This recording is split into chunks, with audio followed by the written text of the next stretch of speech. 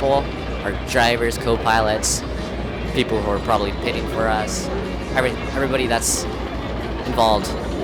That's my uncle.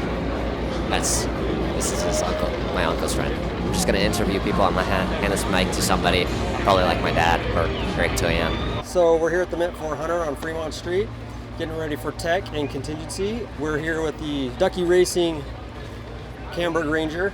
Eric and Travis will be doing the first 2 laps, and then Zach and I will be jumping in for the last 2 laps. So something new for this year is we are racing the course backwards from how we did it last year. So that's always challenging. The whoops and the sharp edges are, you're coming at them the opposite direction, so they tend to be sharper.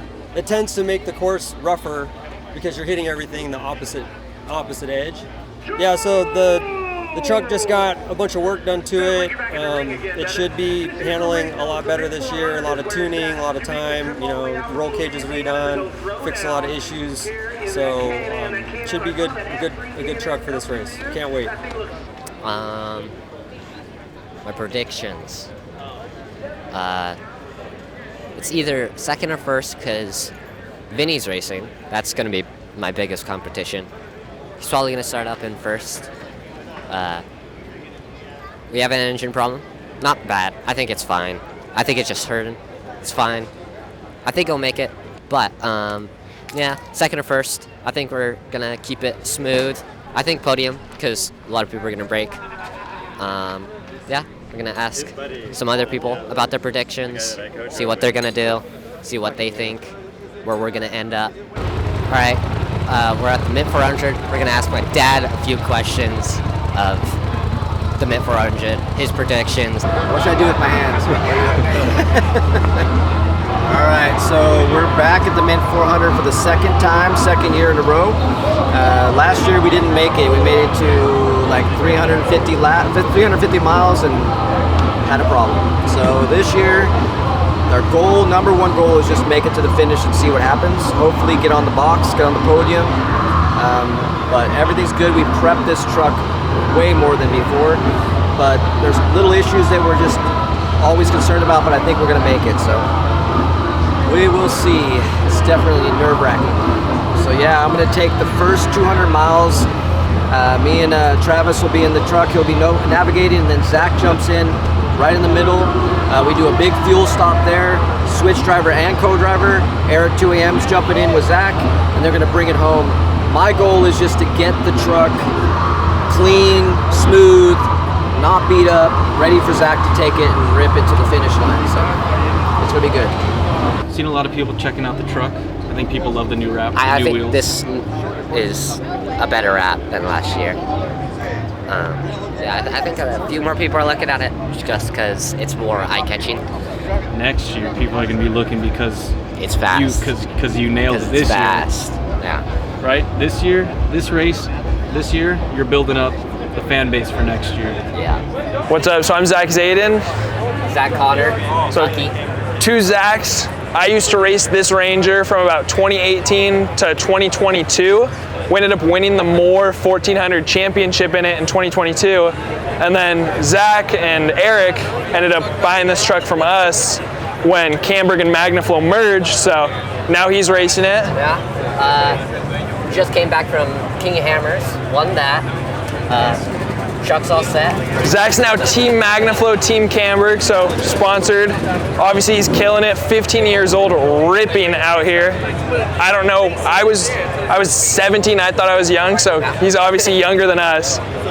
Truck looks great, sweet wrap, new cab, it's got all the good stuff. Do you want to walk through some of the new stuff you guys have been doing? White wheels, that's a big eye catcher. Yeah, the white wheels are rad. Yeah. KMC, obviously, love KMC. Love KMC. Big help with these. Right there, Camburg. Big Camburg on the bedside. Yeah. Whenever I think of Camburg on their sticker, it's always on the bedside. Yeah. It's their signature. Yeah. Got the Camburg full floater rear end, Camburg links. Everything's just Camburg Ranger long travel race kit. All that is the same. Just mainly interior. We got a Cubitech handbrake. They were the ones who originally built it when it was like a Yeah, KB Tech, they Yeah. built it for Justin Quindo, I think. yeah. While ago. There's videos of him, if you want to pull him up, going like 120 miles an hour, hitting Dike jump. I remember that. and the Boston or the dike jump. yeah, He and sent me that the video. Barstow wash jump, Yeah. sending it Dude, like this truck is- crazy. So this truck, it's been around, it's rad, it Yeah. works. Should we show the interior on that side maybe? Yeah, we have a ton of stuff.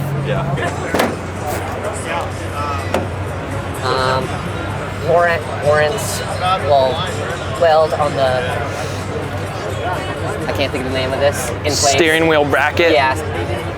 Steering both of column. that, Warrants, S-Pod, handbrake, keep it tech built, that, PRP. Morgan Clark did this little hold up about the shifter, because it used to be way down there.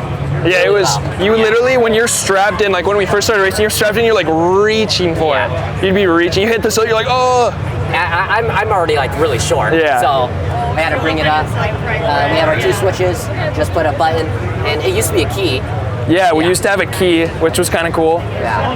The other thing too, which is new, so he talked about the Lowrance obviously. So we just had the fiberglass and all analog dash when we were racing it, and only the RPM worked. So like I was saying, you couldn't see the speedometer in front of you. You'd have to look to your right at the GPS, and you didn't know whether you're going 40 miles an hour or 100. Like this car, as we said, This like truck, it feels like you're going slower than you're actually going. yeah.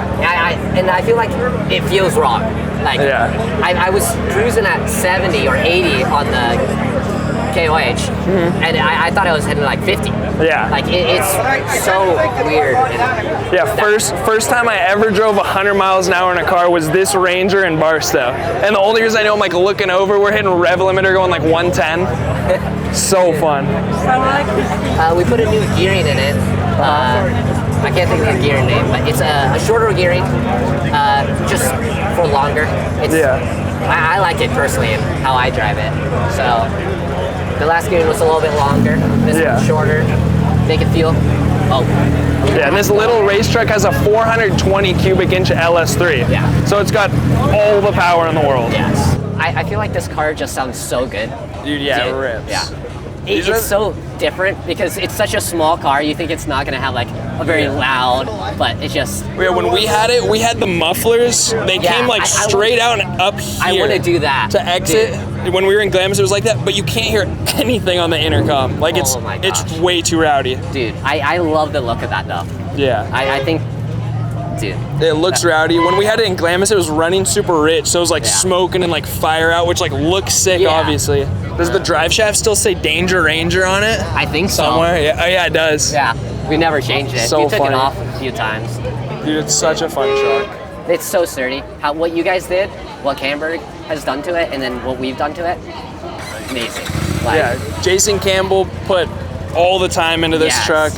I could tell. killed it with it. Yeah, amazing. I remember you just here on the gas tank, that took like 24 hours of work to like make all this metal. And when I put Yeah. this on the lid, we were like broke because it was all like shattered and we had to Oh, yeah. redo Are it. you guys at Connors are related to the Connors that used to be a desert race motorcycler? No.